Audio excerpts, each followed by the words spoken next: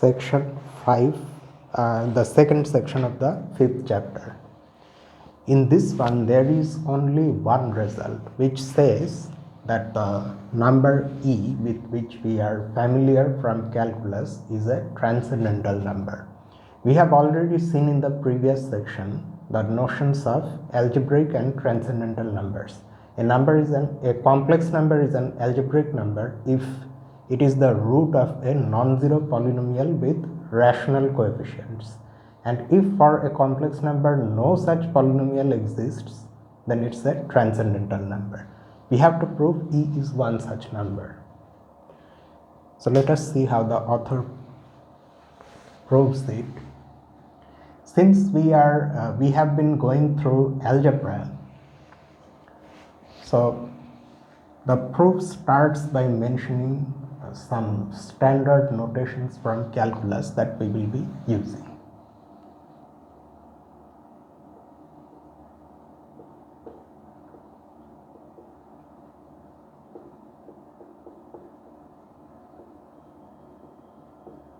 In this proof,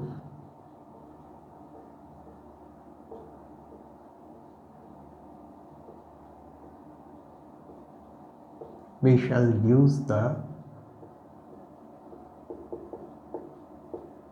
standard notation fi of x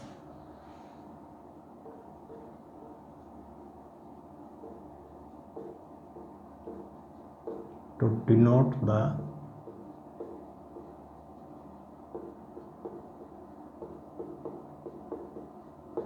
ith derivative of a function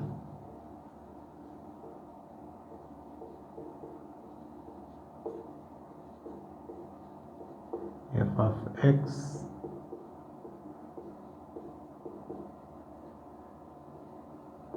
with respect to x. So f of x is an ordinary real valued function of the real variable x, and if I of x, where I is a non-negative integer, denotes the ith derivative of f with respect to x, provided that exists, of course. And f0x by definition is nothing but f of x itself. Okay. So now we take in place of f a polynomial function. Let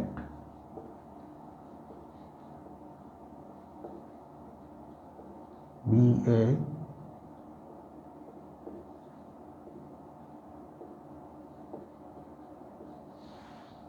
polynomial of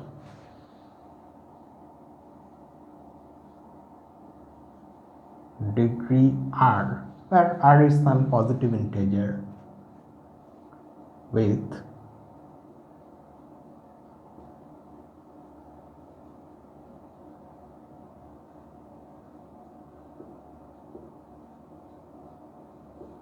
real coefficients.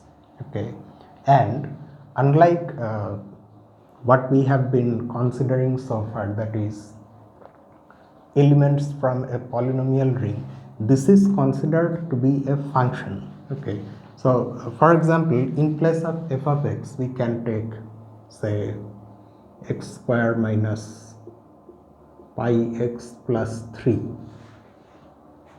and you should view it as a function of x. The coefficients 1, minus pi, 3, these are real numbers. I have intentionally taken minus pi because the coefficients can be irrational also. Okay, so such a polynomial we are considering, and which has degree r. Now we know from elementary calculus that a real polynomial like this can be differentiated anywhere on the real line as many times as we want. In other words, a polynomial function is infinitely differentiable on the whole real line.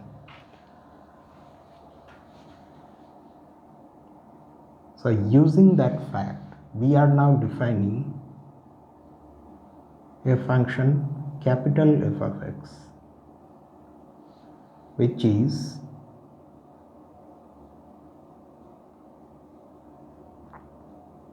the sum of f of x and its derivatives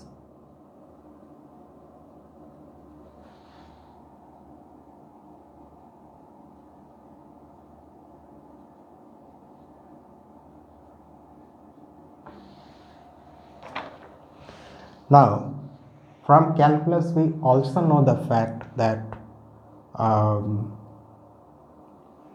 a sum of two differentiable functions is differentiable. Plus, when you differentiate a polynomial as many times as you want, the result is again a polynomial. So that means, in fact, this sum you can see is itself a polynomial function in x. So this is also differentiable infinitely many times on the whole real line, and we know that the product of two differentiable functions is differentiable. Moreover, the exponential function e to the power minus x itself is differentiable infinitely often, infinitely many times on the whole real line. So if we take the product of e to the power minus x and fx, that will also be differentiable. So, and we get this. Now,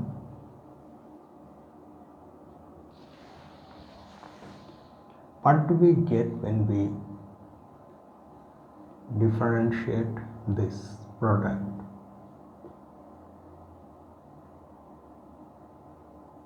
I think it's better to write this calculation in the middle.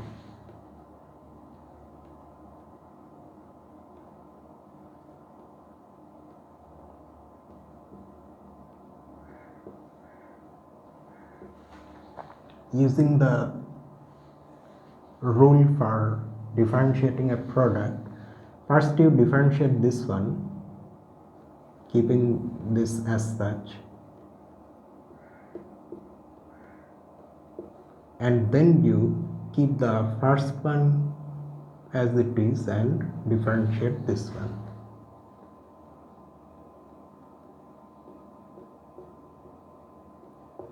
Okay.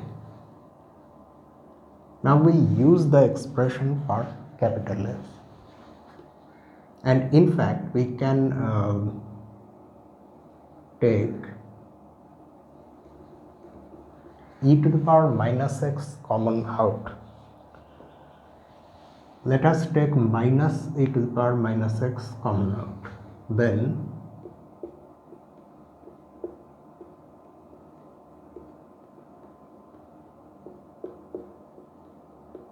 we have this.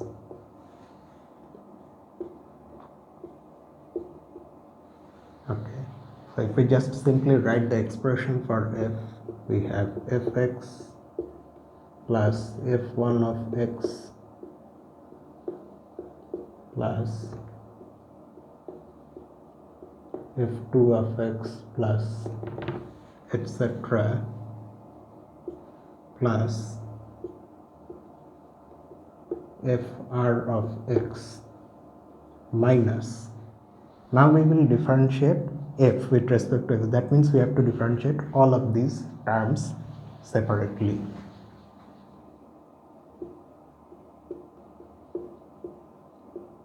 Minus f1x. So differentiating this you get this. Differentiating this you get this.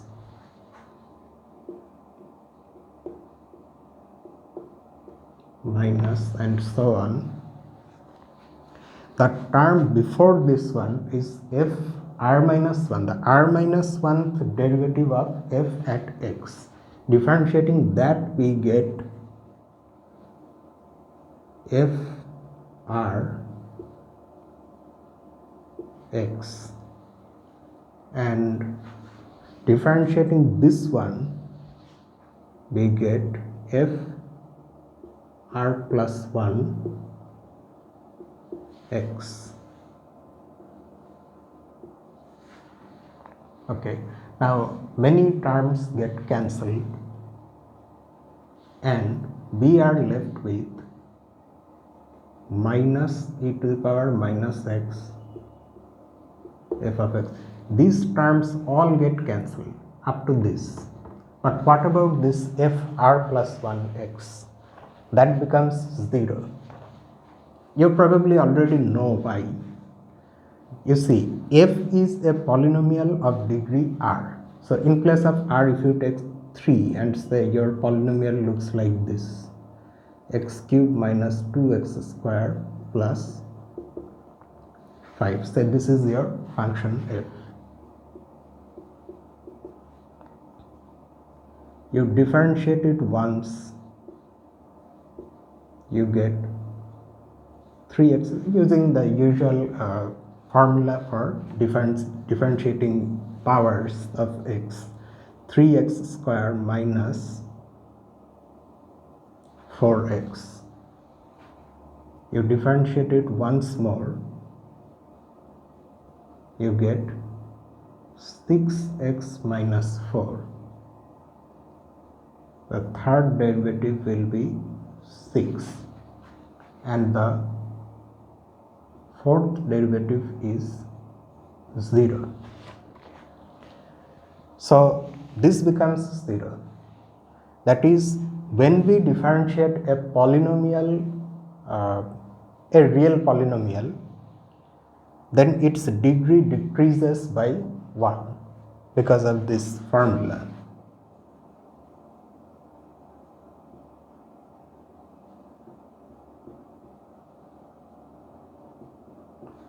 That's what we are using here now.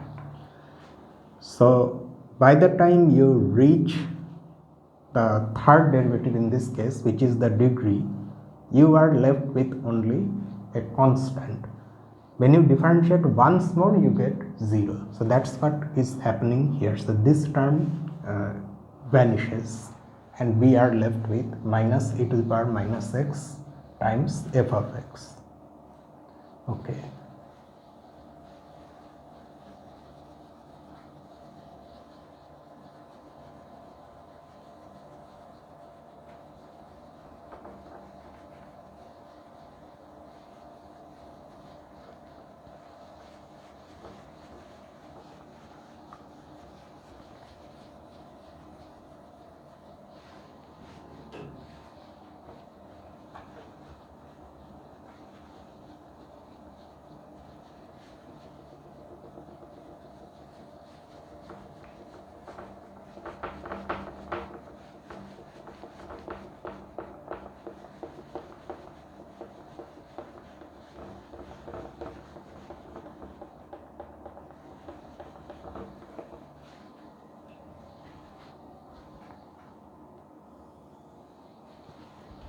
So we have found an expression for the derivative of e to the power minus x times capital Fx in terms of small fx. Okay, now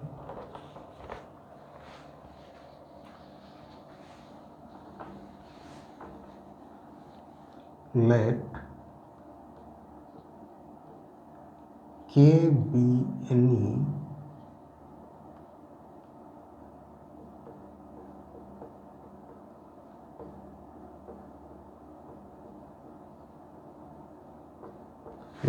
be any positive integer.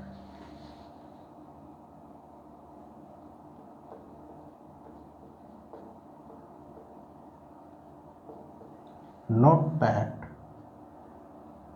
this product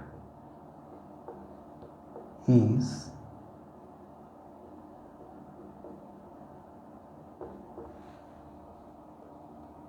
continuous on this closed interval 0, k and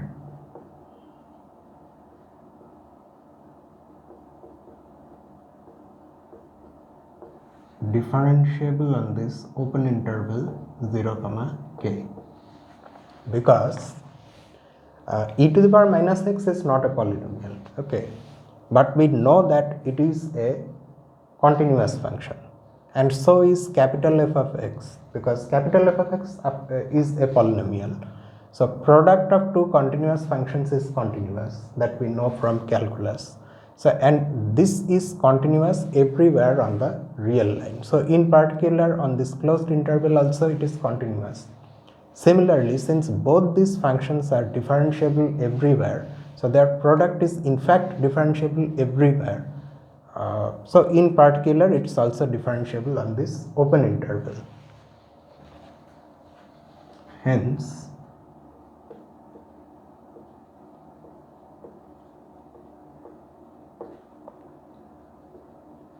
by the mean value theorem,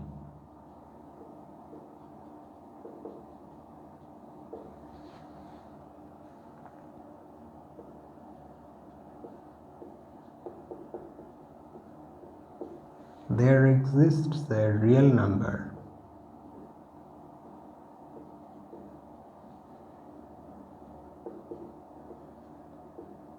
theta k lying between 0 and 1. We are putting a k as suffix to show that this theta k depends on the choice of k. Note that k is any positive integer such that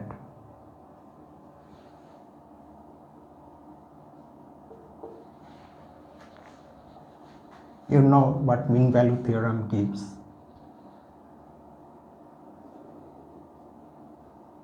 The value of the function at x equal to k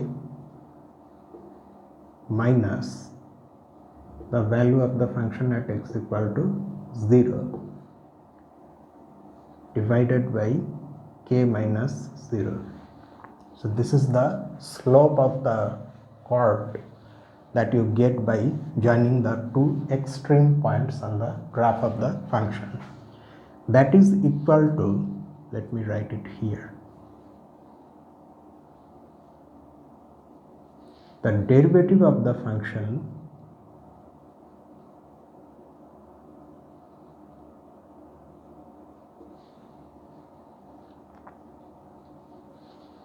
at an intermediate point. In other words, that is equal to the slope of the tangent at some intermediate point. And that intermediate point is 0 plus theta k times k minus 0. So this is the starting point of the interval plus theta k, which lies between 0 and 1, to make this point lie between 0 and k, so that this point lies in this open interval, and k minus 0 of course is the length of the interval. Now what does this give us?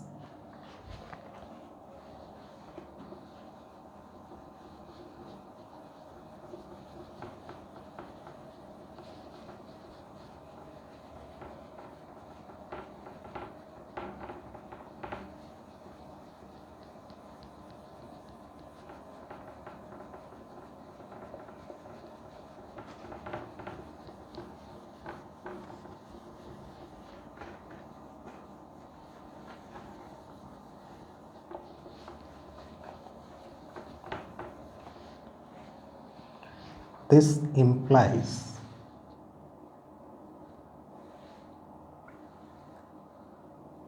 e to the power minus k times f of k minus f of 0 divided by k, and this we have already found. It is, let us first put the expression, and then in that we will put the point. Okay, so at the point x equal to, what does this become? Theta k, k.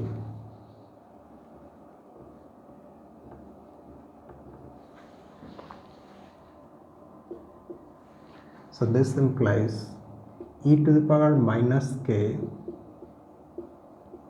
f of k minus f of 0 is equal to, so we have to put x equal to, and also at the same time we are multiplying both sides by k. So minus k into e to the power minus theta k times f of theta k times k. Okay, so we get an equation like this. Now, so for any positive integer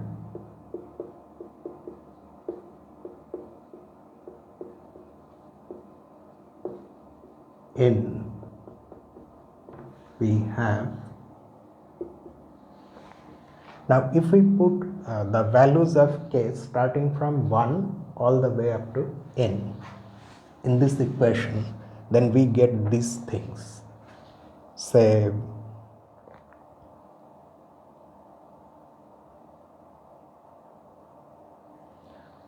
but before we put that value, there is this equation is, after this it's changed slightly more before considering this n.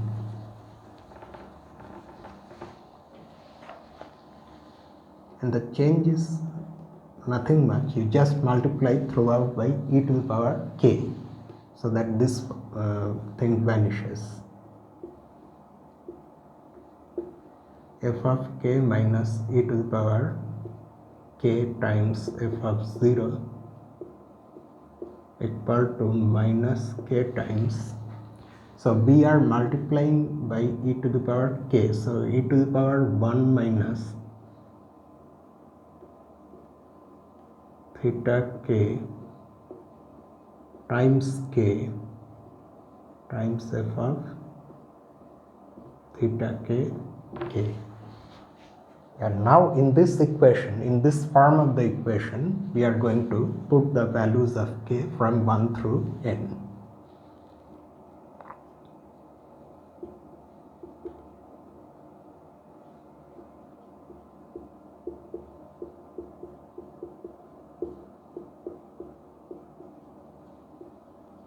So for any positive integer n, we have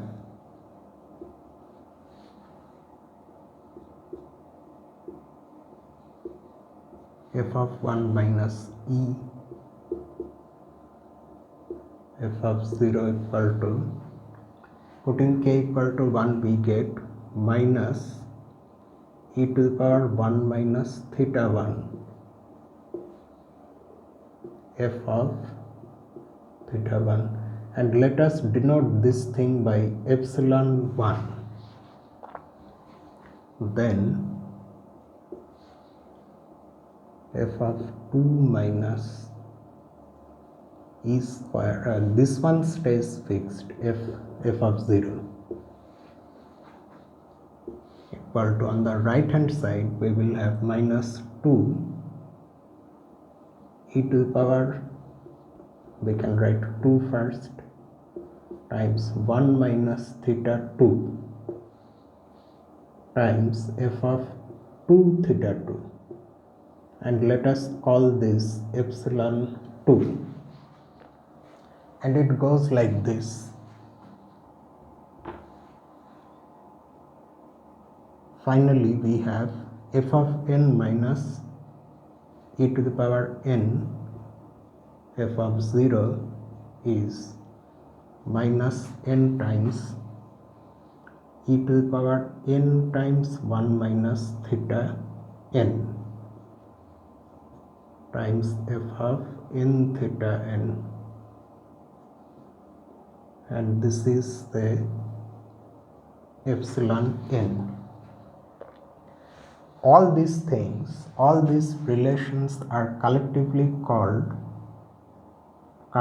numbered 1.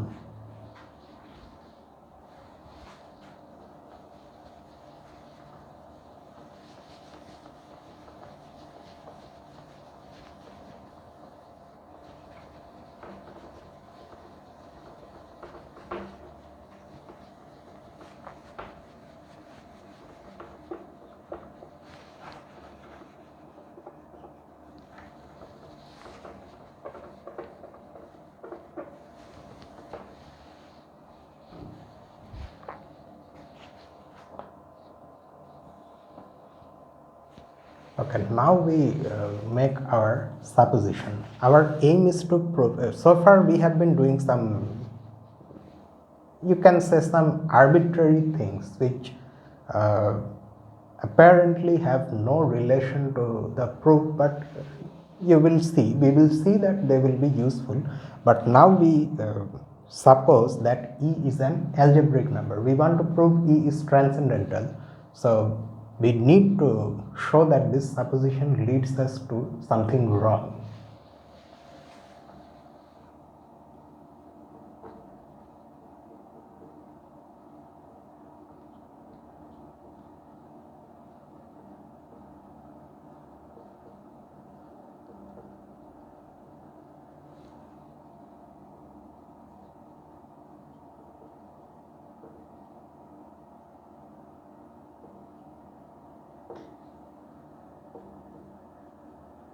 Then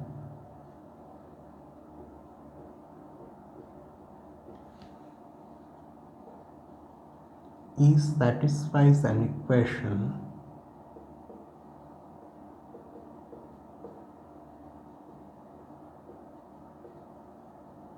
that means E will be the root of a non-zero polynomial with rational coefficients. And when you find something satisfying a non-zero polynomial with rational coefficients, then by handling the denominators, what I'm trying to say is this. Suppose you have some number C, some real number C, which satisfies this polynomial.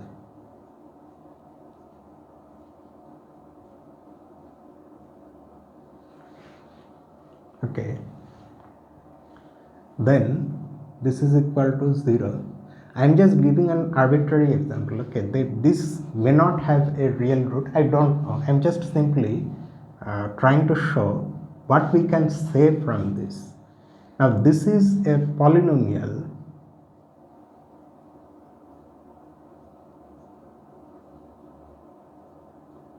with rational coefficients that C satisfies. So by definition C is an algebraic number. Now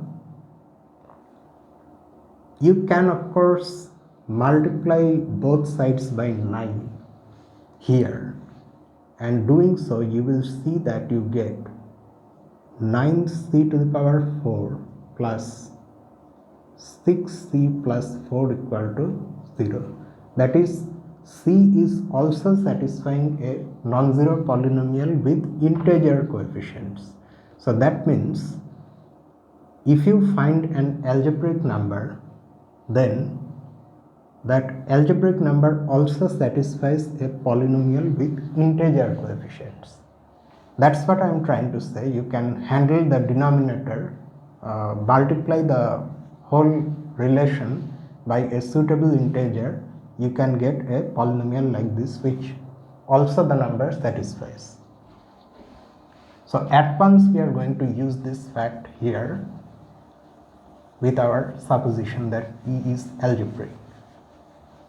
So E will satisfy an equation of this form.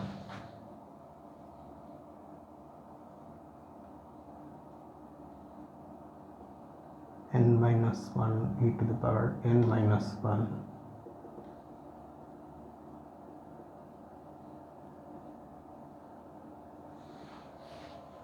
equal to 0, where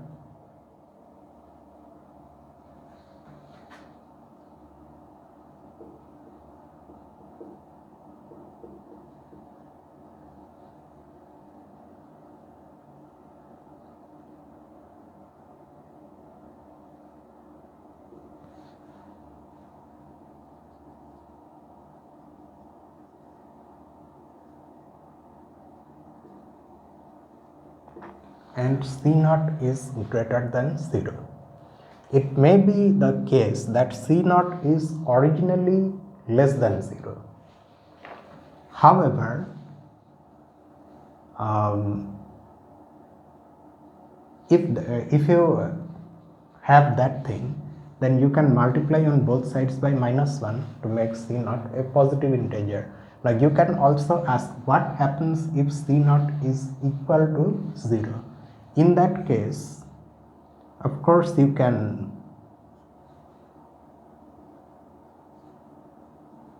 divide both sides by by e. If c0 is equal to 0,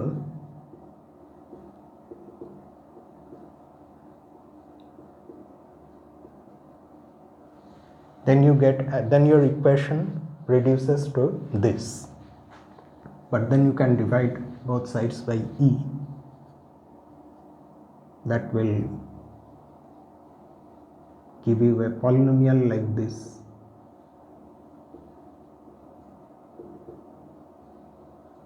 C2e plus c1, where then you can say that c1 is non-zero. If c1 is also 0, you repeat this process. Since all the coefficients cannot be 0, so this process will end somewhere and you will get a non-zero constant term.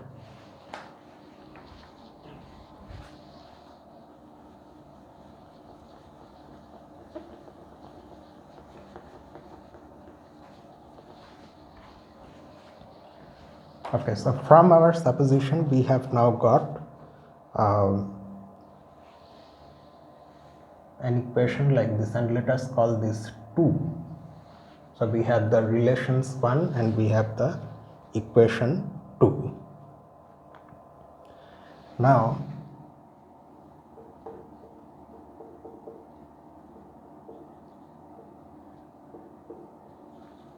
from 1 we get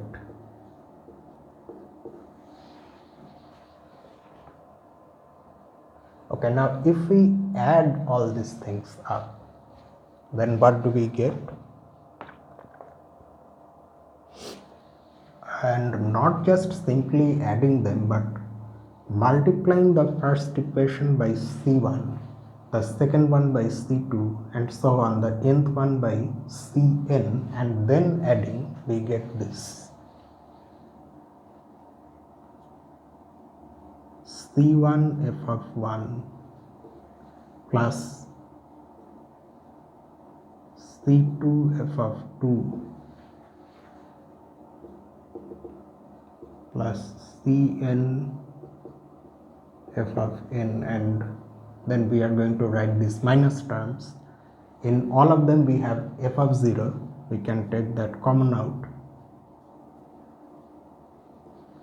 and inside we have c1 e1 plus c2 e2, no sorry, e plus e square cn e to the power n, and on the right hand side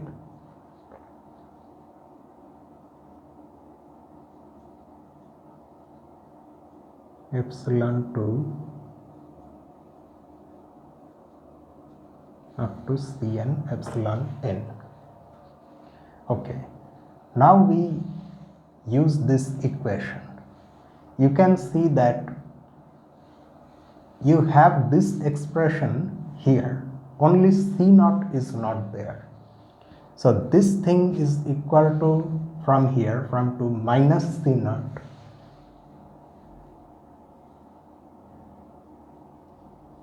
using 2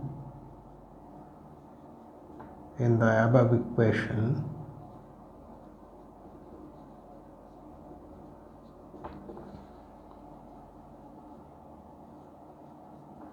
We get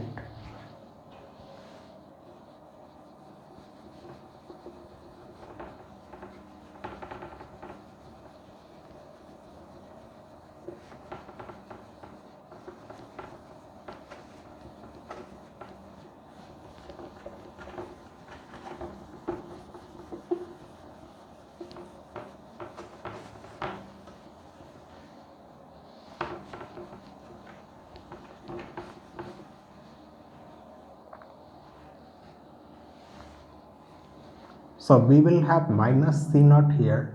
With this minus it will become plus. So C naught f of 0 plus C1 f of 1 plus C2 f of 2, like this. Cn f of n is equal to, on the right hand side we have C1 epsilon 1 plus C2 epsilon 2 etc. plus Cn epsilon n, and let us call this 3.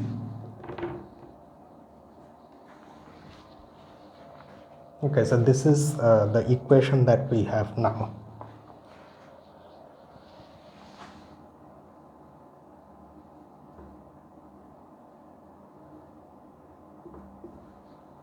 All this discussion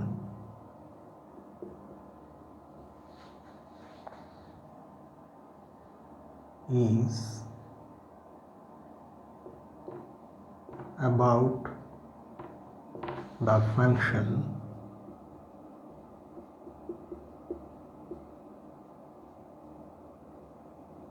f of x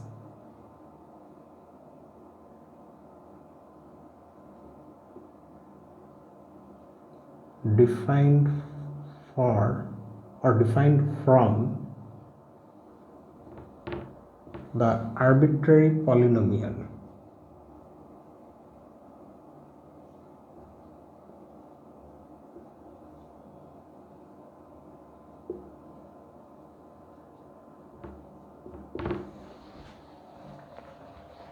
Okay, so we are now going to take a very specific polynomial in place of f of x, and we are now going to see what do we then have. Apart from these things, for that specific polynomial, what can we say about these conclusions that we have got here? And the polynomial is this.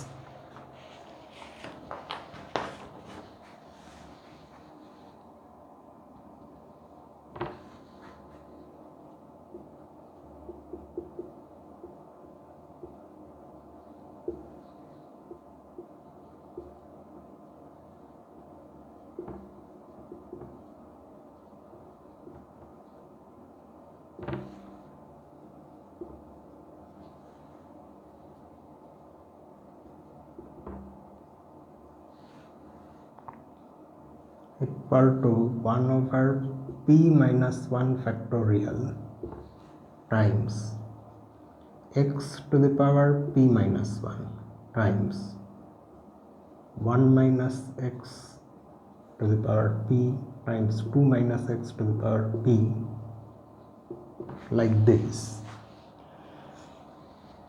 up to n minus x to the power p. Here p can be, or rather p, okay, if we use this language, p can be chosen. You can see that we have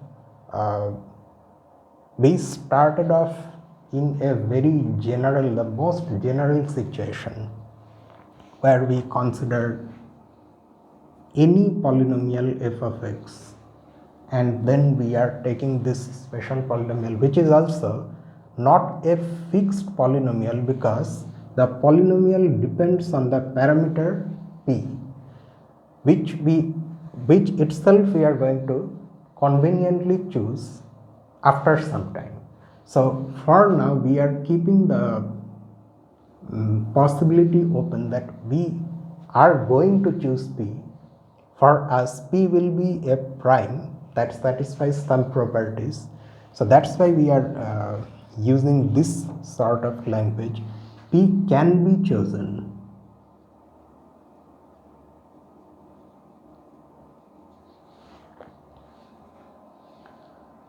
or rather P can be any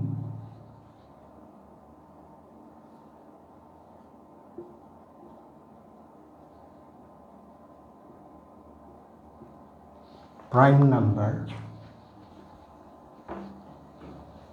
which is greater than both n and c naught.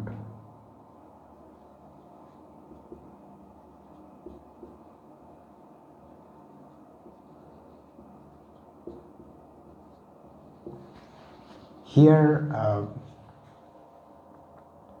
c naught of course is the c naught that we have here, and the n is any positive integer. Keep in mind that it may be somewhat confusing. We have got this conclusion, this equation 3, but before getting this equation 3, we started with a polynomial f of x. Okay. Now, here also again we are starting with this polynomial f of x, where we are not fixing p yet. For this particular polynomial, if you continue like this, you will get some c naught and you will get some n.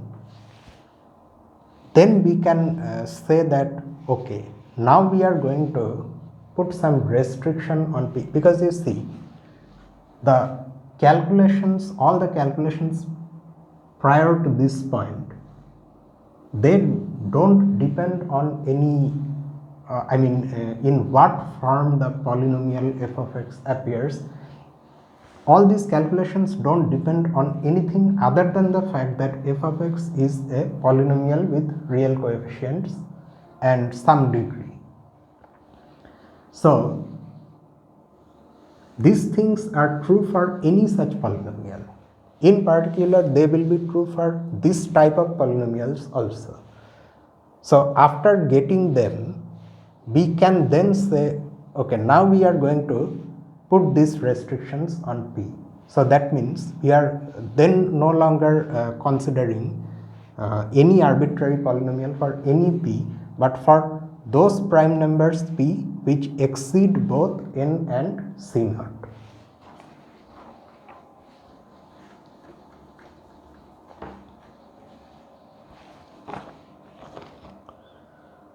Okay.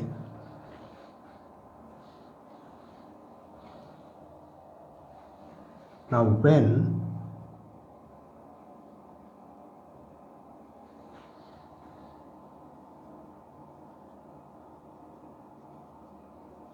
expanded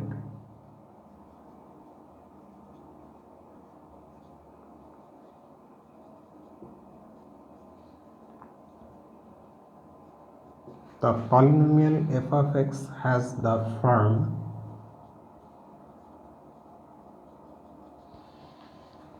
it roughly takes this form. Of course, we are not going to write all the terms after expanding everything. We will just simply write the first few terms. That will be enough for our purpose.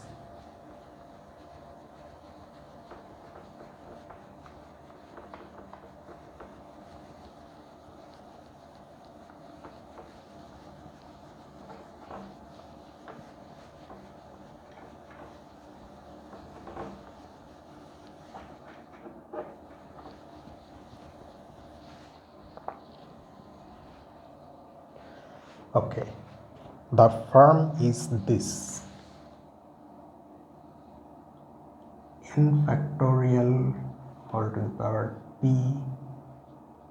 divided by p minus 1 factorial times x to the power p minus 1 plus a naught x to the power p divided by p minus 1 factorial plus a1 x to the power p plus 1 divided by p minus 1 factorial and so on. And where these coefficients a0, a1, etc., these are integers. Why and how?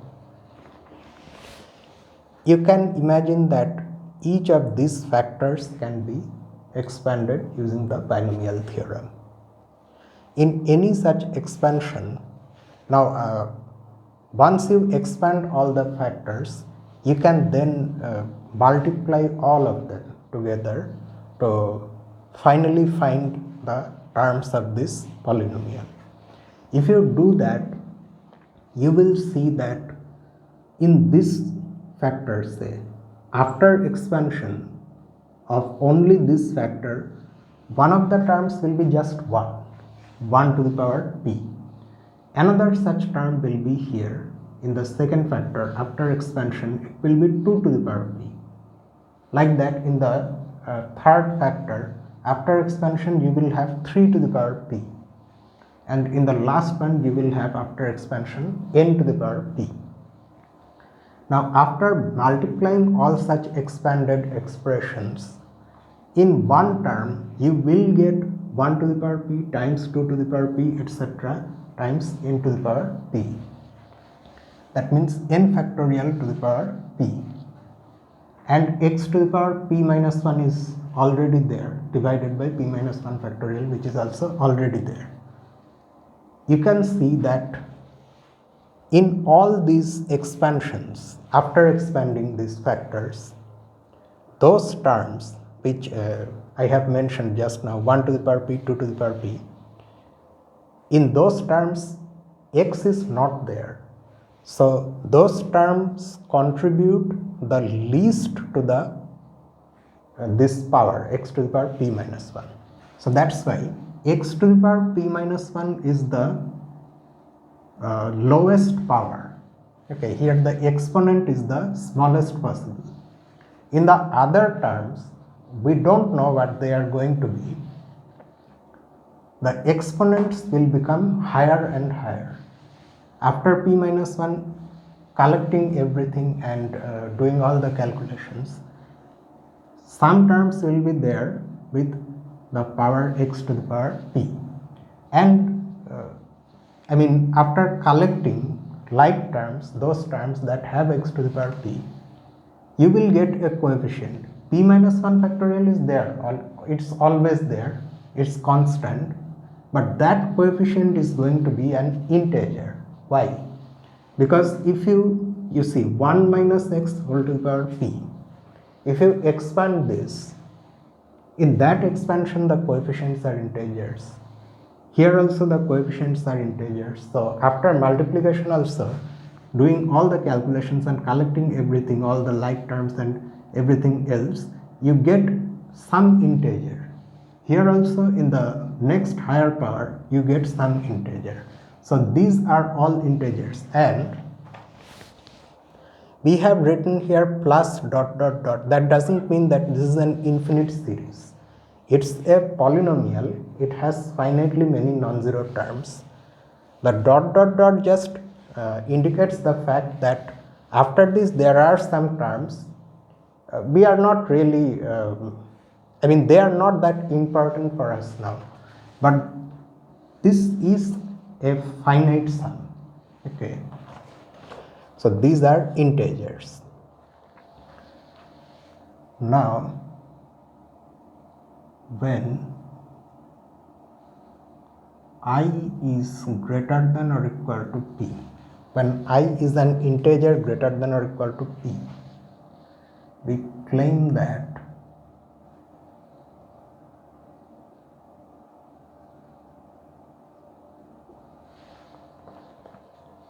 the ith derivative of f at x, keep in mind f is this f now for us, is a of course it's a polynomial. There is nothing there to say about it. This is a polynomial. No matter how many times you differentiate a polynomial, you are going to end up with a polynomial. But not just that, with coefficients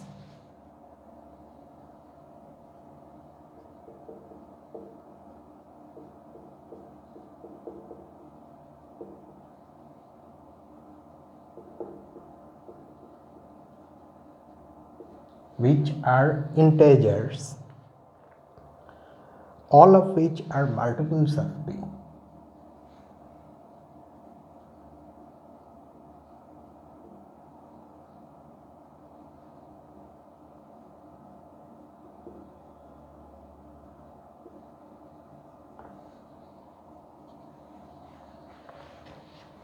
Saying that the ith derivative of f is a polynomial is just a simple fact, nothing deep in that. But saying that the coefficients are integers is something else, because you see, in the numerator we of course have polynomials, products of polynomials which themselves are integer polynomials. They themselves have integer coefficients. So this product will be a polynomial with integer coefficients. But in the denominator we have p minus 1 factorial. So what this last line is suggesting is that all the coefficients that we will be getting from just the denominator, they are integers, fine, but all of them are going to be divisible by p minus 1 factorial. That is the first thing. So that after all they become integers. And on top of that, those integers are multiples of p. Okay, so this is a non-trivial statement, and we will prove this in the second exercise at the end of this section. So for now we simply assume that this is true.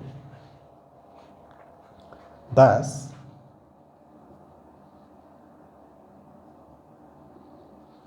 for any integer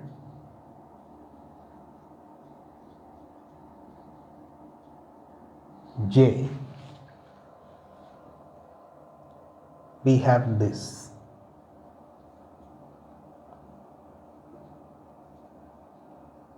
This is an integer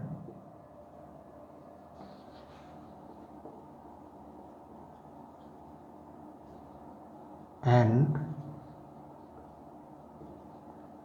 a multiple of p. In this line we are saying that the ith derivative of f at x is a polynomial whose coefficients are integers and they are multiples of p. But if you evaluate that ith derivative at some integer j, then this, it will be a number. That number of course clearly itself will also be an integer, because you will be substituting j in place of x, not here but in the expression for fix. So that will be an integer. So since all the coefficients in that expression for fix are integers which are multiples of p, so this will be an integer which will also be a multiple of p naturally. Sum of a number of terms, number of integers, each of which is a multiple of p. So this is also a multiple of p. But we should mention for all I greater than or equal to p, that condition is there. Okay, so we have got this fact.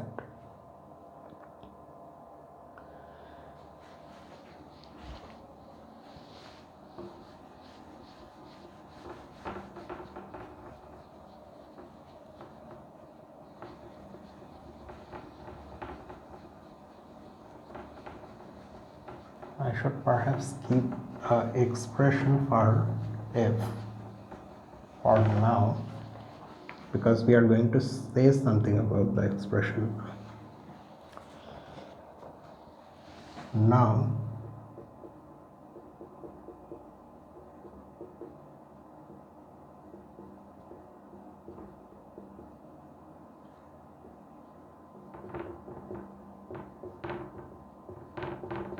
from its very definition, f of x has a root of multiplicity p.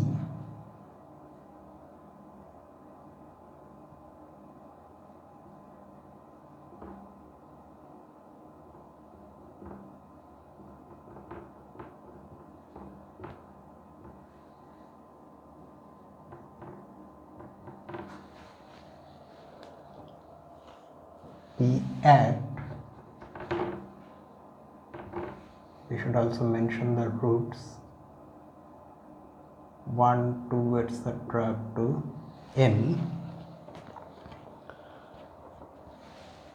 which you can see from here itself. 1 is a root of multiplicity p, 2 is also a root of multiplicity p, and so on. And because of this,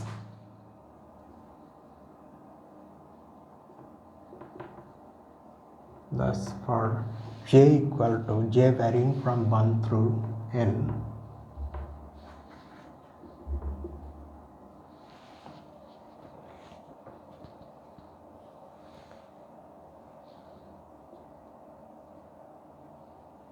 f of j is of course 0, because these are roots of the polynomial. If you put them in place of x, then the value is going to be 0. But not just that, they are roots of multiplicity p, so derivatives will also be 0. Before you reach the pth derivative, say it is like this. Say you have this polynomial q. Okay, here 1 is a root of multiplicity 3. Now if you differentiate this once, then it will be minus or 2. Okay, it does not matter, we can keep 1 minus x. Minus 3 times 1 minus x whole square.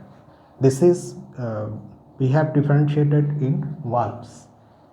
Here also if you put x equal to 1, you get 0. You differentiate it one more time, you get minus minus, it will be plus 6 times 1 minus x. Here also if you put x equal to 1, you get 0. But if you differentiate it one more time, then you get minus 6. This does not become 0. So until you hit this 3, you will keep getting 0.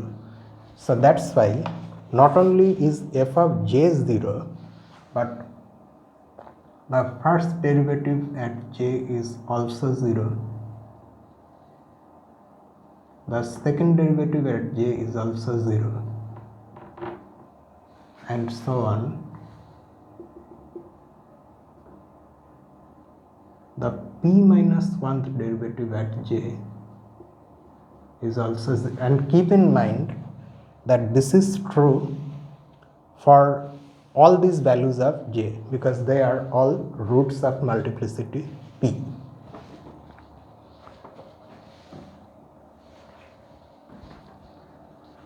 Okay, and now we can wrap this up.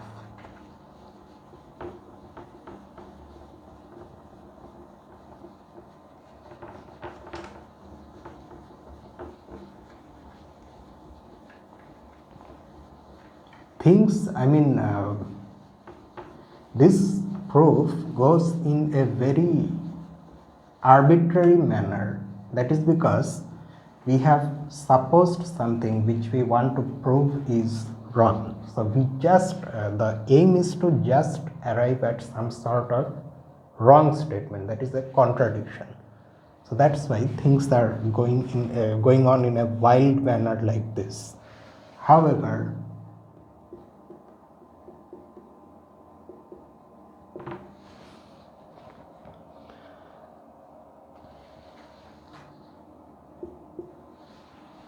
capital F of j, if we simply use the definition of f, that is f of j plus f1 of j plus the second derivative of f at j, etc., plus fp minus 1 of j plus fp of j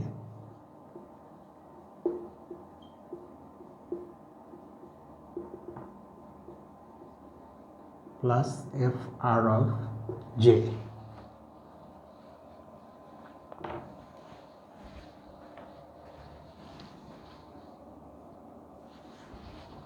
R is the degree of the polynomial f. Now, if you are wondering how do we know that p will appear here, that is p is less than or equal to r, that we know from here. I mean,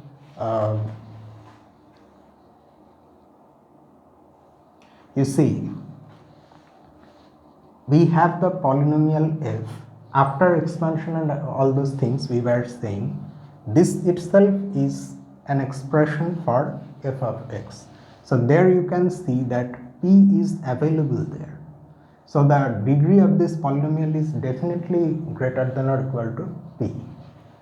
So that's why we will get p, and after that we will get r.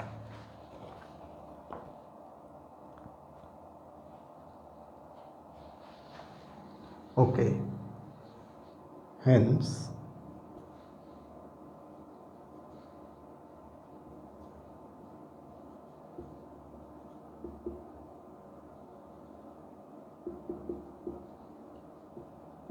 by the discussion above, f of j is an integer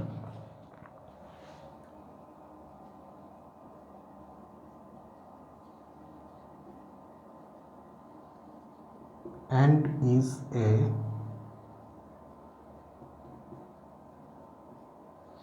multiple of p.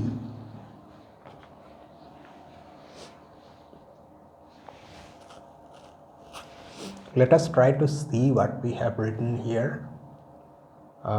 We are saying that capital F of j is an integer. Why? Because all of these things are integers and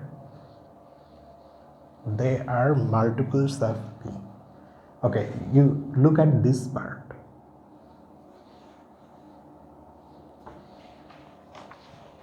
Fij is an integer and is a multiple of p for I greater than or equal to p. So that means this part is an integer because all of these are integers and are multiples of p. So this sum is an integer and is a multiple of p. And what about these things? They are all 0.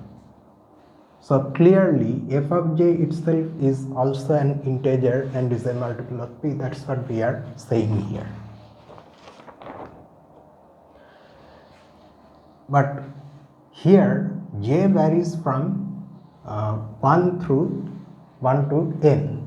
What about capital F of 0? Since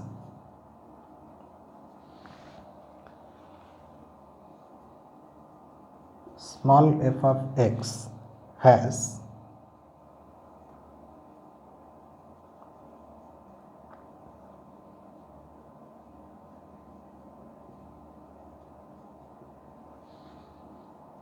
a root of multiplicity p minus 1 at x equal to 0, So just like these things, these derivatives,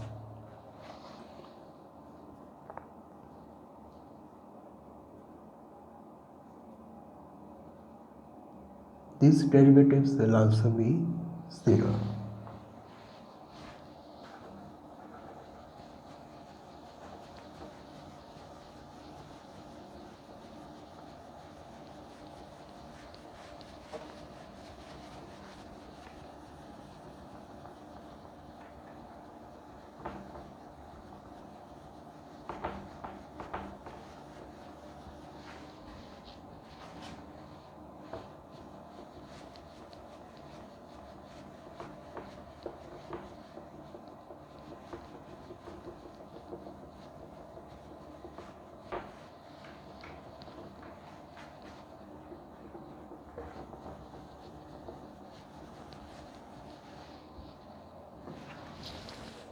Up to what? F2 is 0,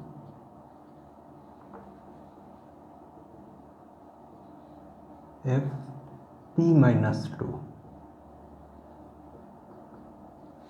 That is because in our f in the polynomial,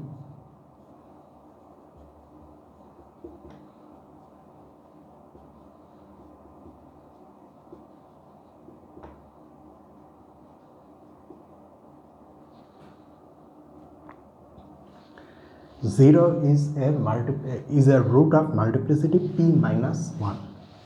So all these derivatives will be 0. Okay. For I greater than or equal to p,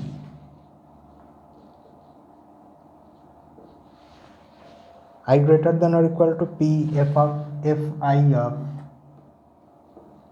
0 is an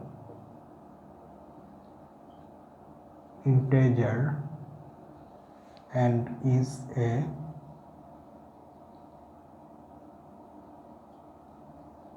multiple of p. This does not have anything to do with this value becoming 0. We have seen that this is true when j is an integer. So in particular, for j equal to 0 also this is true, and up to the p minus 2th derivative, the values at 0 are 0. But what about p minus 1? But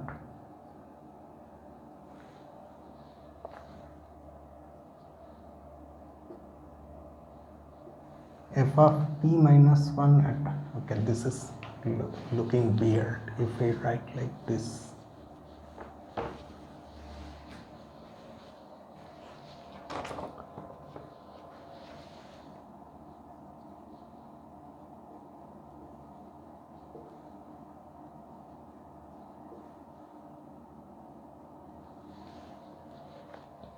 F of p minus 1 at 0 will be,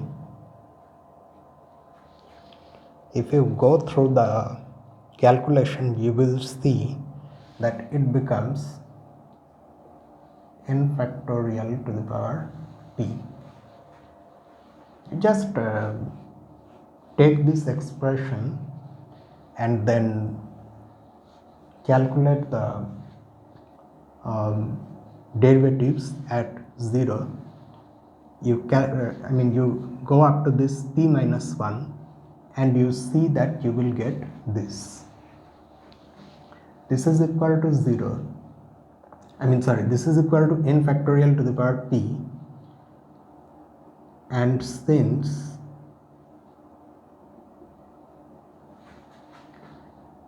p is greater than n, we have said that we are going to choose p like that, so that p is greater than both n and c naught. Since p is greater than n and p is a prime number,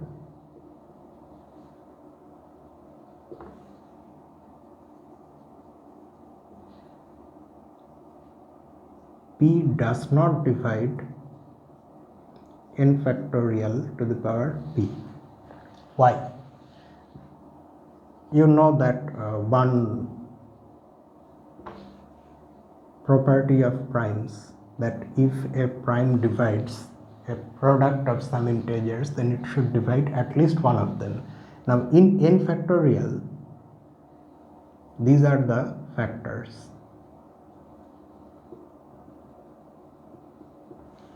Since p is greater than n, all these factors are less than p, so none of them is divisible by p, and none of them is 0 also, so they are not divisible by p. As a result, p does not divide n factorial. So p also will not divide a product of p number of n factorials.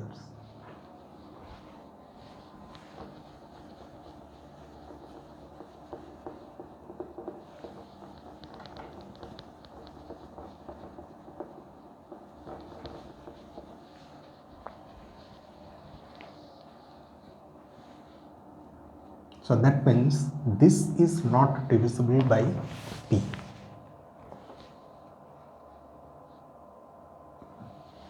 Hence,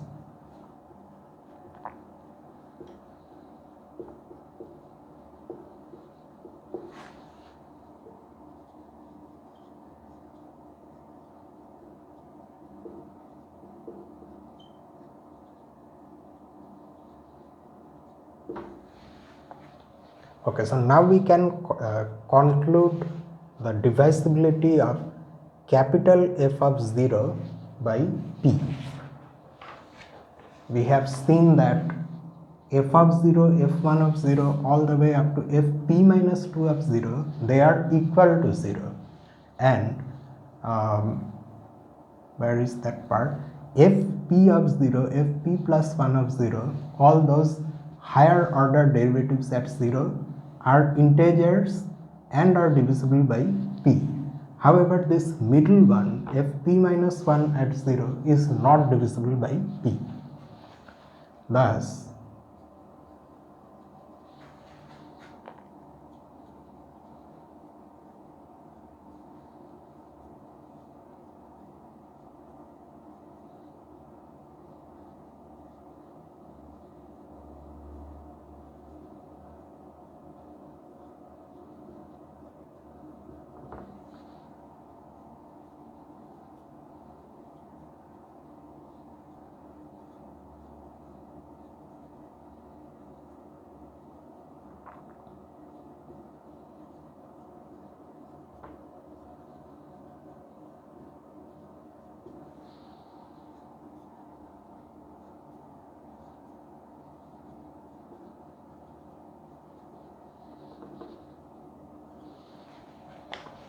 this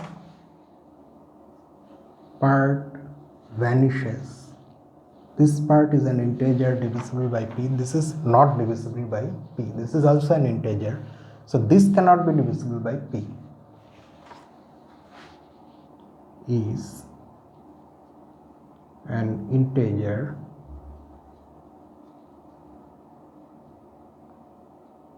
that is not a multiple of same, it means the same thing. However, we can also say not divisible by p.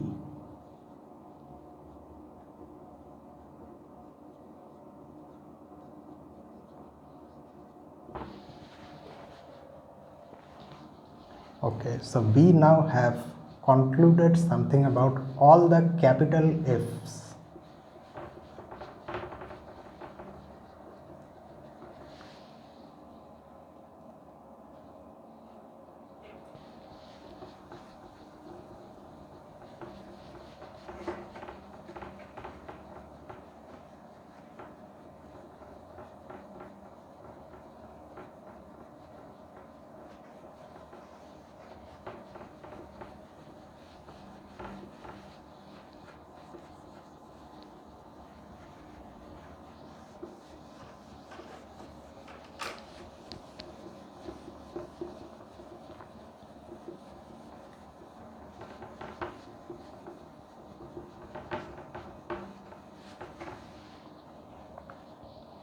So we can now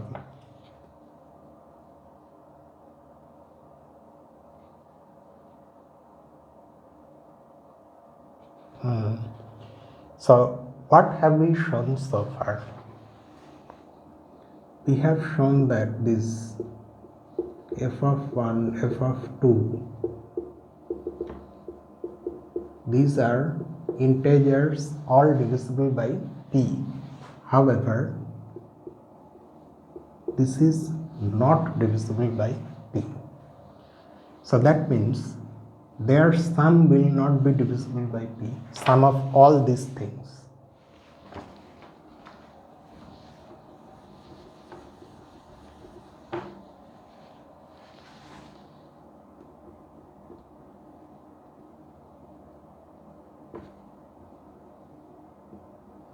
We thus have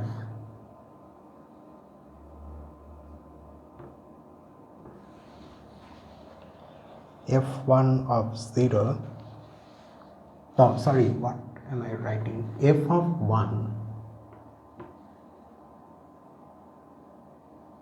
p divides f of 2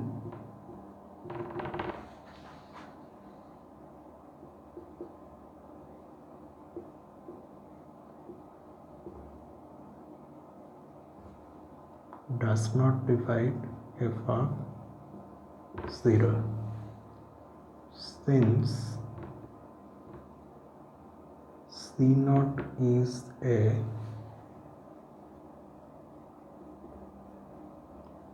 positive integer and p is greater than C0, so C0 is not divisible by p.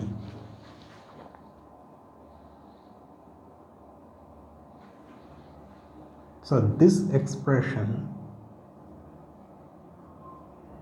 C0 f of 0 plus C1 f of 1 plus etc plus Cn f of n is an integer.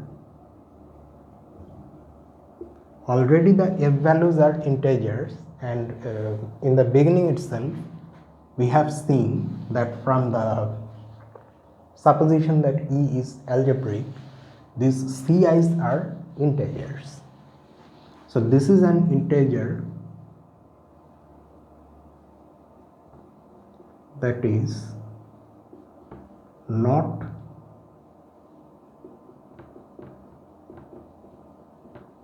divisible by p.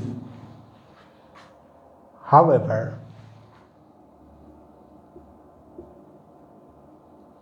from equation 3 we have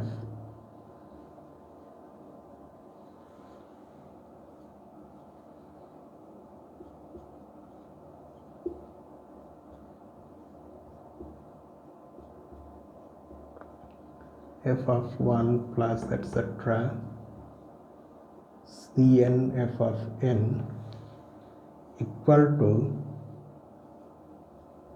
C1 epsilon 1 plus C2 epsilon 2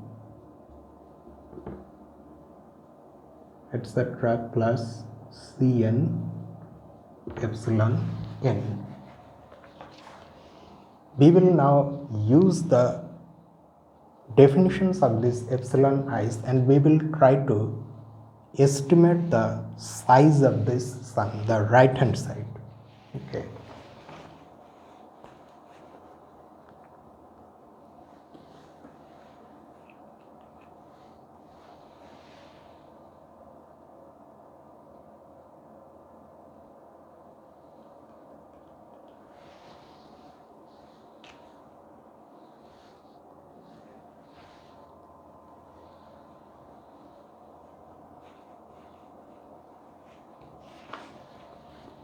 If one uses the definitions of the epsilon i's, one will have this.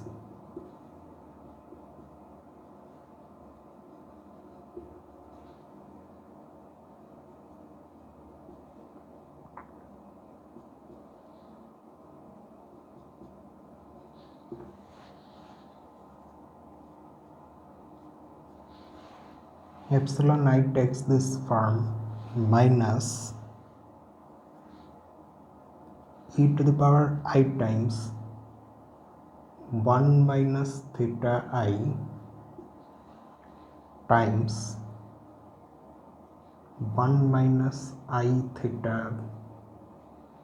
I to the power p times 2 minus I theta I to the power p, etc. n minus I theta I to the power p times I theta I to the power p minus 1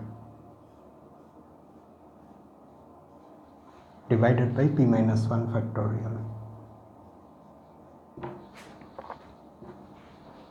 So you can see that here we have just used the definition of epsilon I, and for the particular f, the polynomial f that we have chosen.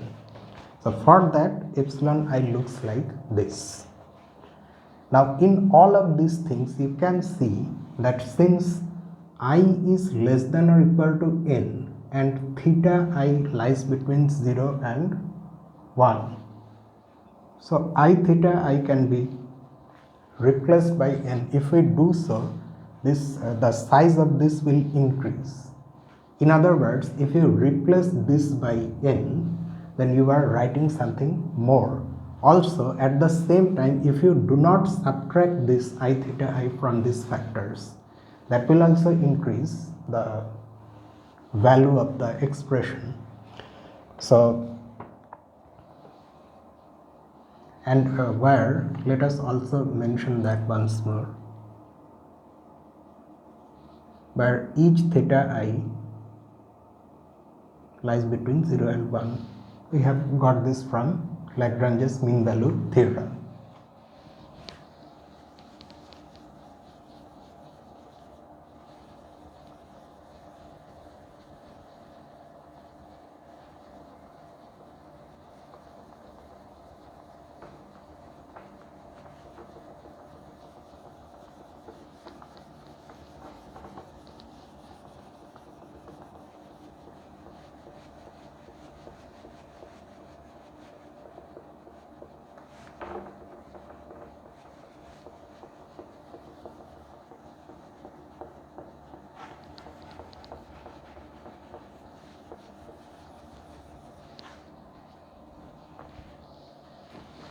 Hence,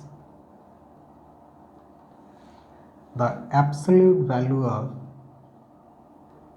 epsilon I will be less than or equal to, because we are taking absolute value, minus sign will not be there, e to the power I times, okay, now in place of this, okay, you see something else that we get from these inequalities is this: 1 minus theta I is also greater than 0 and less than 1. Why? First of all, 1 minus theta I is less than 1 because theta I is greater than 0, so we are subtracting something from 1, so it becomes less than 1. And why is this inequality true? This is true because theta I is less than 1, so 1 minus theta I is positive. So whatever we said we are going to do with I theta I, that is replace it by n, we can do it here also, because here 1 minus theta I also lies between 0 and 1, so I times that can also be replaced by n. So if you do that, that means you are writing more. So here 1 to the power p times 2 to the power p, etc. times n to the power p, so that means n factorial to the power p, and here if you write n to the power p minus 1 divided by p minus 1 factorial.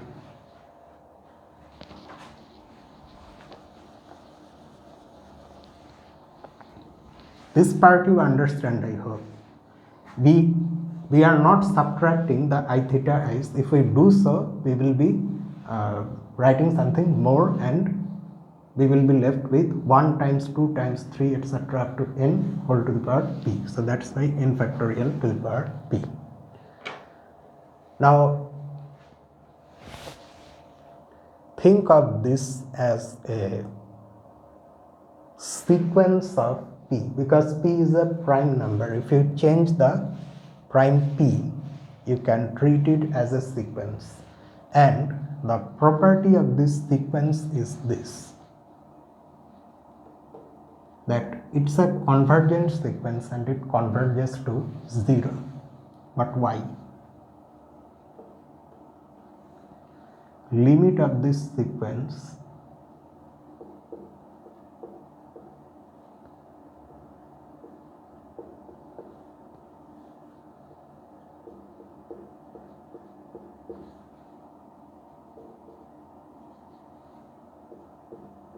this is equal to 0.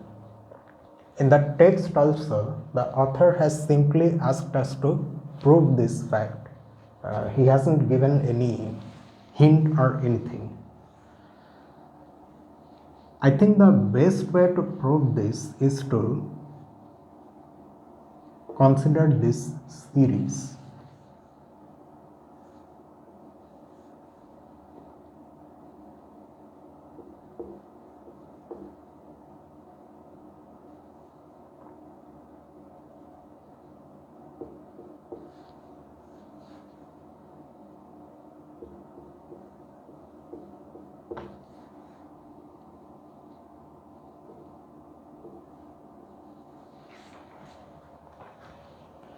You use the ratio test or root test, whatever you are comfortable with, and you show that this series is convergent. I believe that this is the case. I haven't gone through it. I mean, I'm yet to show that this thing is equal to 0. We will address this issue when we solve the exercises. But I believe that this series is convergent. Okay. Now, convergence of this series implies that the limit of the general term is equal to 0, which however is not this limit, because here m is varying over all positive integers.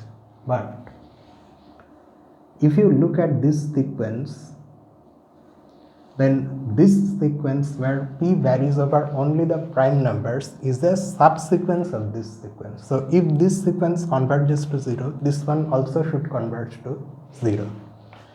So we will see this, but for now we are going to take this one for granted.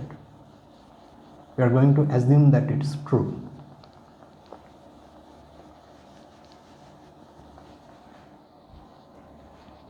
So because this sequence converges to 0, so that means by choosing a very large p, you can make this very small.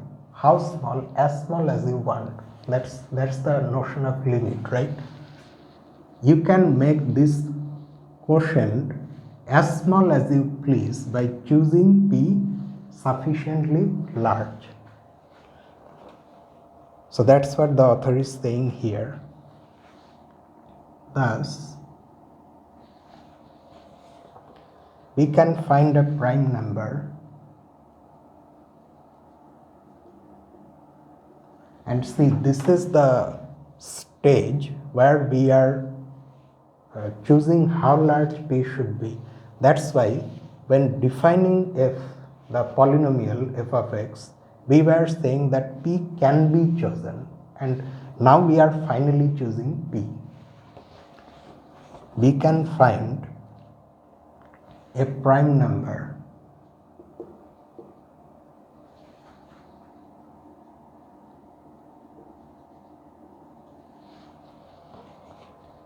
larger than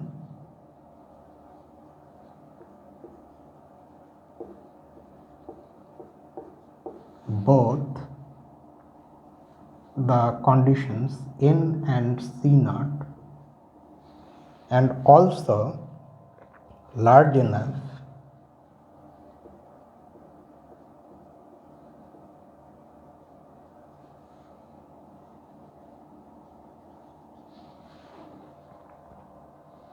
to force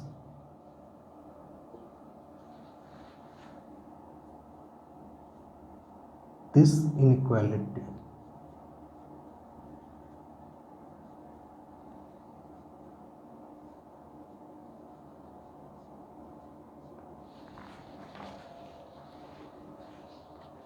Okay, because all the epsilon i's can be made as small as we want, so we can choose the epsilon i's sufficiently, we can make the epsilon i's so small that this quantity is less than 1. If you want to go into the technical details of this, you just apply the triangle inequality.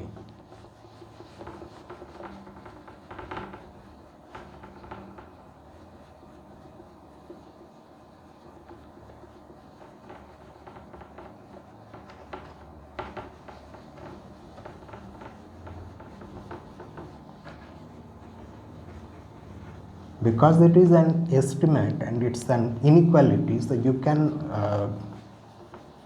make it smaller than 1 in many different ways, but one of the easiest ways is of course this.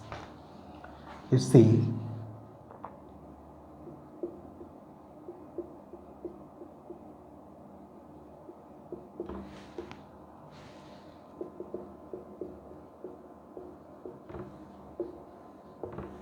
this is less than or equal to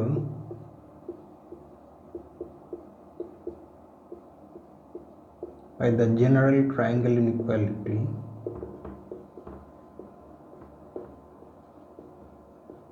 this, right?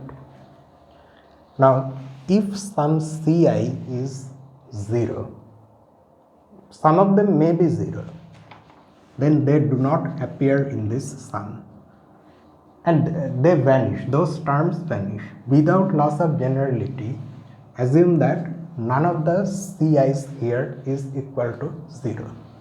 That means since the ci's are all non-zero, so these are all positive real numbers. In fact, they are positive integers, the absolute values of the ci's. Okay. So now, because of this limit,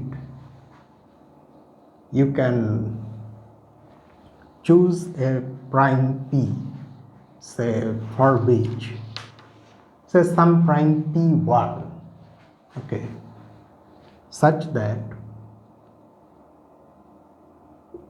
this is less than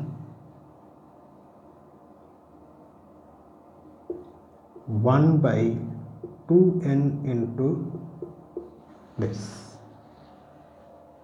Okay, note that this is positive, so this is a positive real number where the prime that we have chosen p1 is greater than n and also it is greater than c0. For the second one, you can choose another prime. Choosing another prime means choosing a different polynomial. Okay, keep that in mind. For another prime and another polynomial,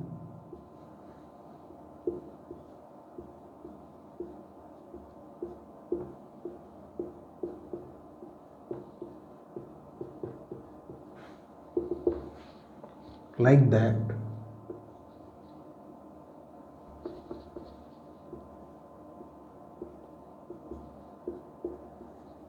you can go on choosing different primes, possibly different, so that, oh, how is this? We will get here n, p is greater than n, pn, and also greater than c0. Now, no matter how large these primes are, you can of course choose one very big prime which is greater than all these primes. For such a prime P,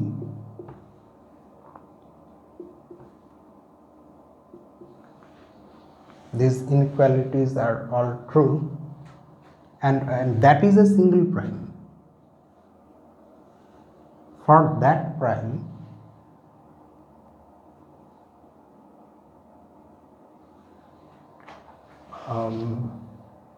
will it really work the way I am going? Because for that prime, the epsilons will change.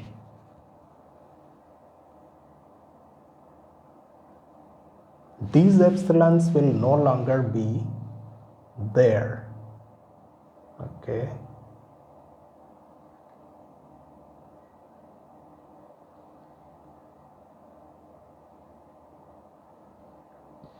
So then exactly how are we saying that this can be made smaller than 1? Am I missing something obvious here? C1 epsilon 1, C2 epsilon 2.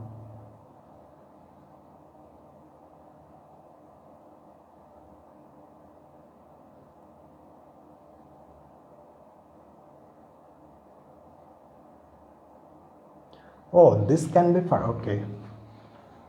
Now instead of starting the process here itself, one can further simplify, because this is an inequality. One can further simplify the situation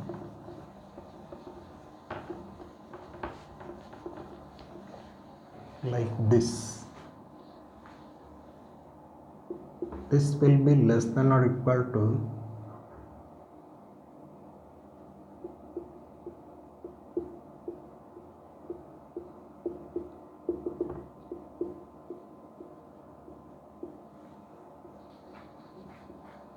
times maximum of the CIs.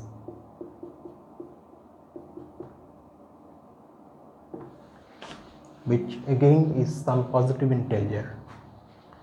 Now, here I think we won't encounter that problem that we were encountering back there.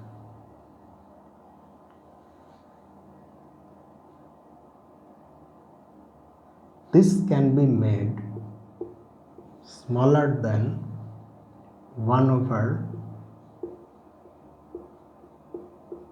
this.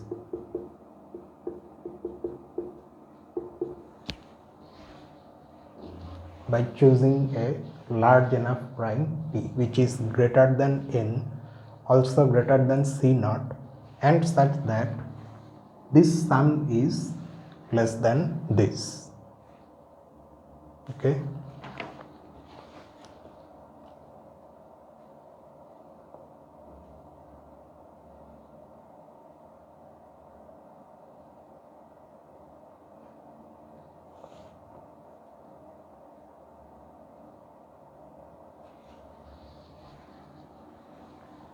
What I am thinking is,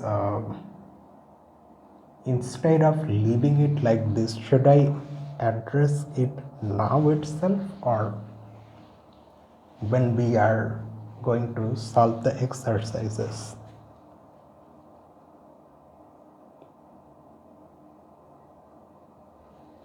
Because still I can't see exactly how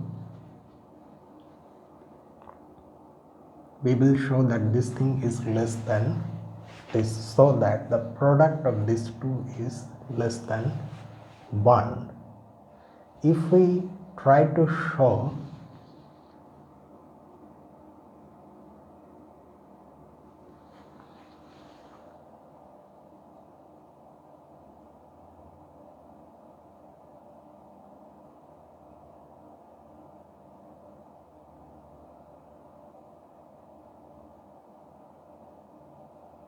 okay, we will see it afterwards.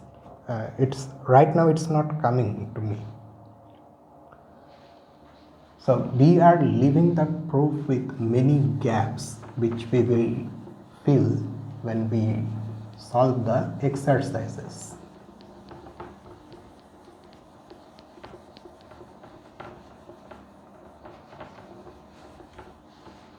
For now, let us assume, just like this one, here also we are assuming that P can be chosen so large that this will become smaller than 1. Now,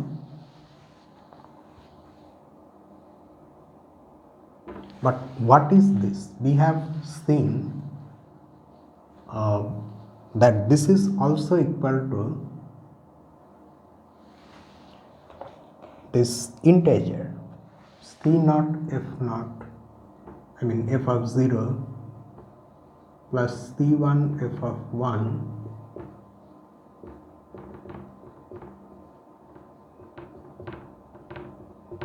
cn f of n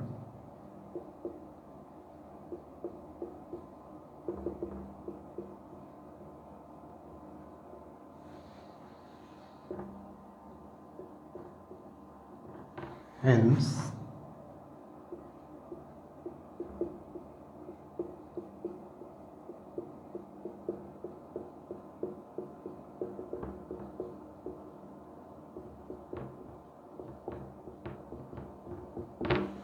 this is less than 1.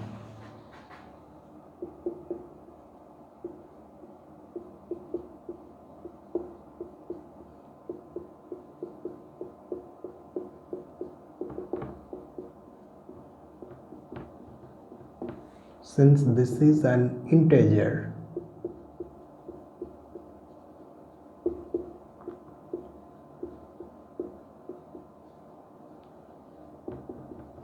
the only choice is that it must be equal to 0. It's the absolute value of an integer, so it's a non-zero real number. At the same time, it is less than 1, so it must be equal to 0.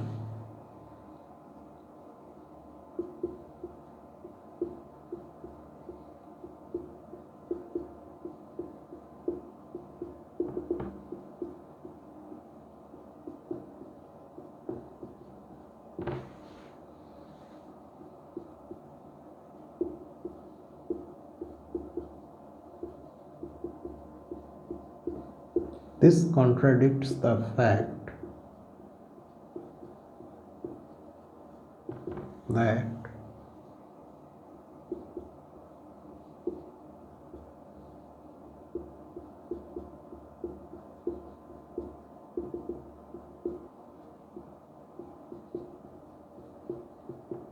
this is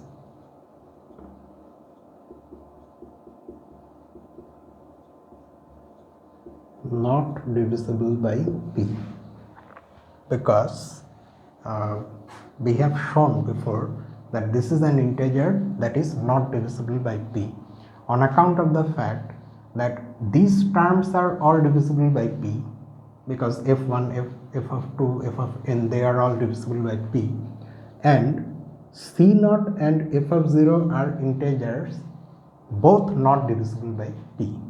Here, however, we see that this sum is 0, which is of course divisible by p, so that is the contradiction. Therefore,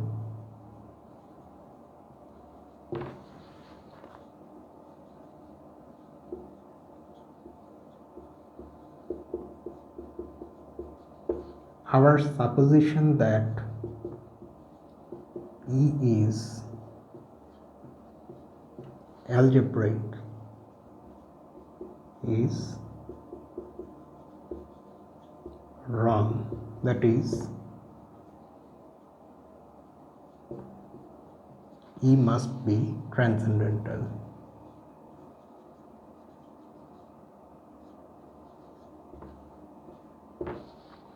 And there the proof ends.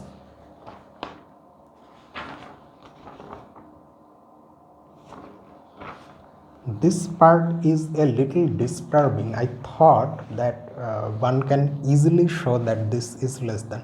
Maybe I am missing something obvious here. It's not coming to my mind right now. Anyway,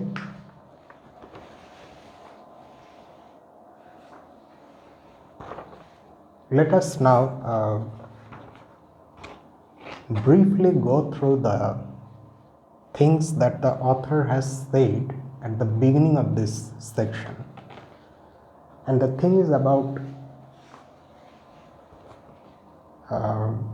some results on transcendental numbers themselves, or rather their existence first, and then many people did work on this notion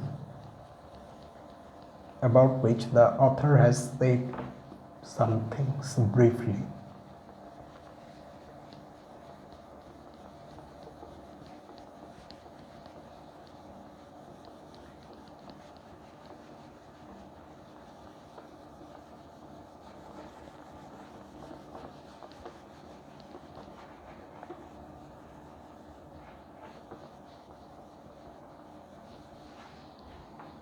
In the beginning, it was not known whether transcendental numbers exist or not. In 1851,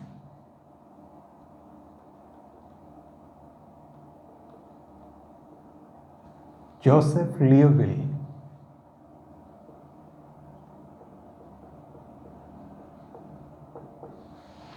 found a criterion that a complex number be algebraic, and using that he was able to find many transcendental numbers, among which one is this number.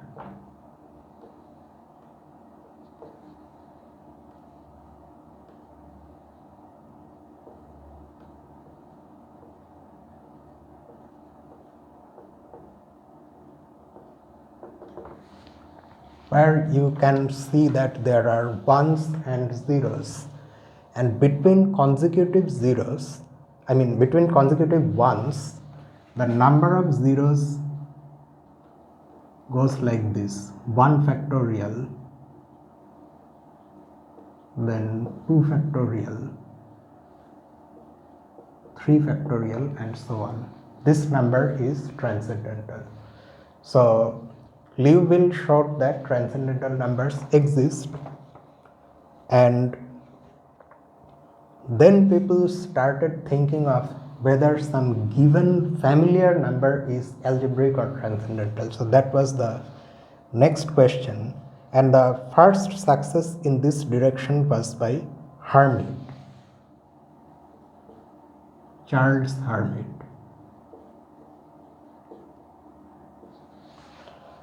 Who in 1873 gave a proof of the fact that E is transcendental, the thing we have shown today. And his proof was simplified by David Hilbert. The thing we have seen here today is a variation of Hilbert's proof by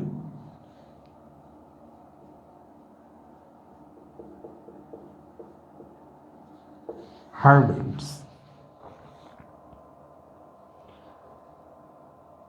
So then people began attacking different famous numbers like E, pi is there, whether that is transcendental or algebraic.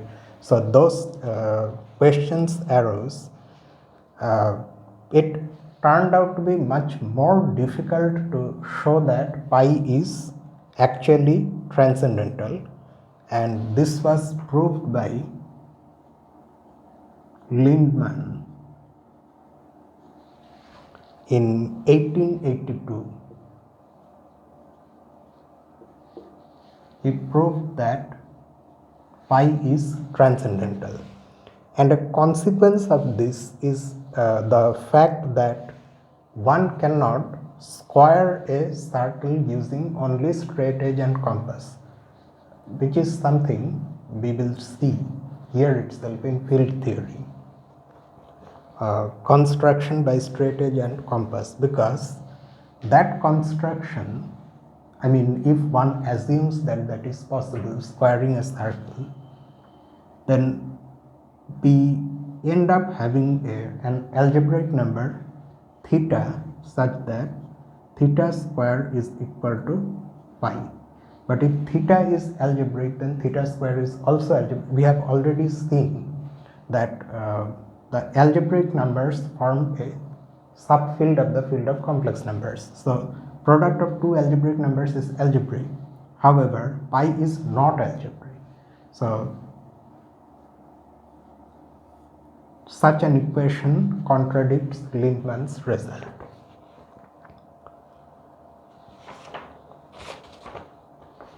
And then in 1934, working independently,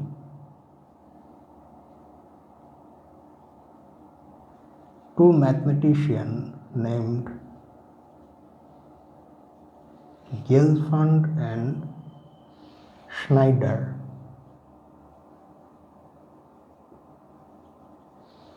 proved that if A and B are algebraic and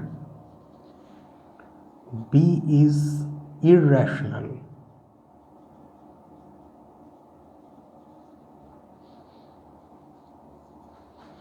then A to the power B is transcendental.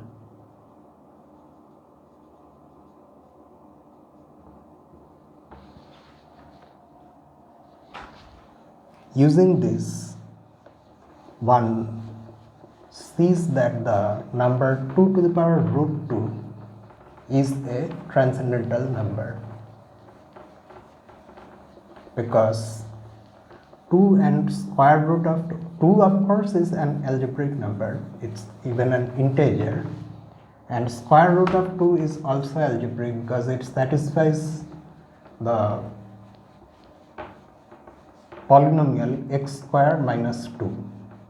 It is the root of that polynomial, and that polynomial is a rational polynomial. It in fact has integer coefficients. So 2 and square root of 2 are both algebraic numbers, out of which square root of 2 is irrational. So by Gelfand and Schneider's result, this is transcendental.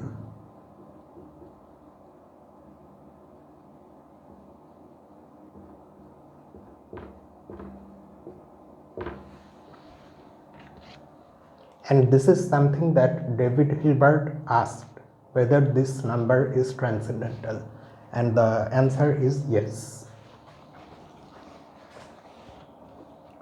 The author further tells us about if someone wants to pursue the subject of transcendental numbers in greater depth, then there are these books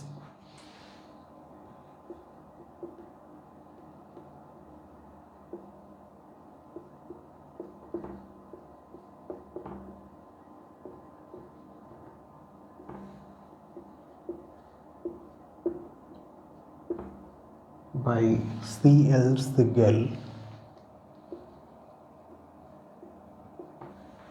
and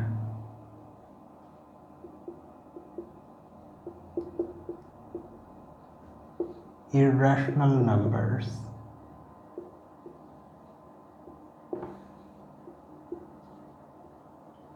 by I. Niven.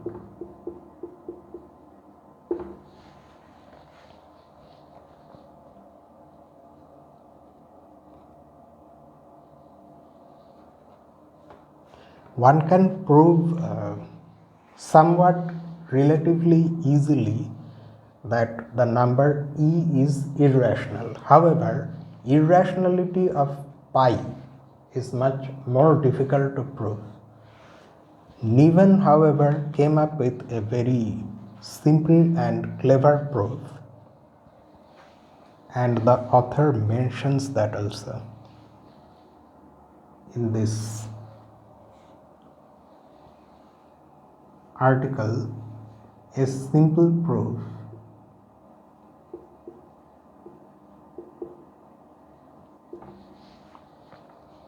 that pi is irrational.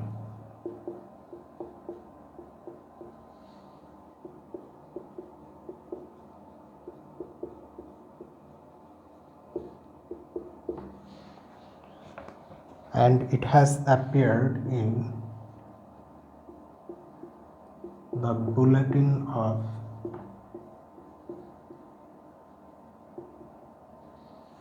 American Mathematical Society.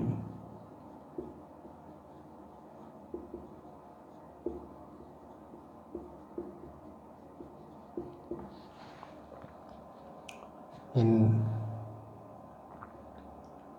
volume number 53,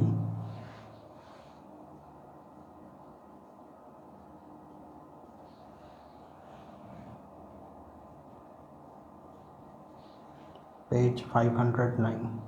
So if you have access to this stuff, you can see the proof. So this section is just this transcendence of the number e, and the issues that we have come across in the proof, we will address them in the next video, where we will also solve the exercise problems.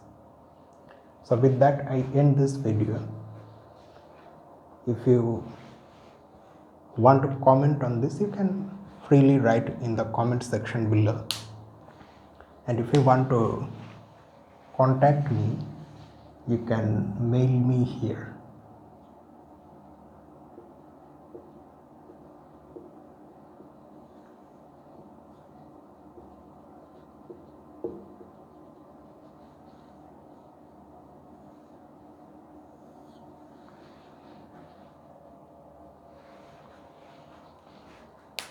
So see you in the next video on what is the next one? Vector spaces and modules.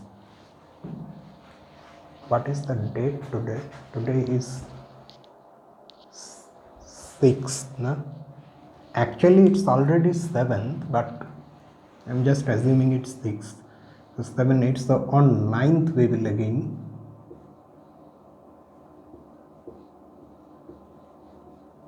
come back with vector spaces and modules. So that will be all for tonight, folks. Hope you are liking these things. If you dislike something or you want to say something about this, something critical about these things, you are free to do so. So that will be all for tonight. So see you next time. This is me, Lucifer, from a mathematical room. Have a nice night.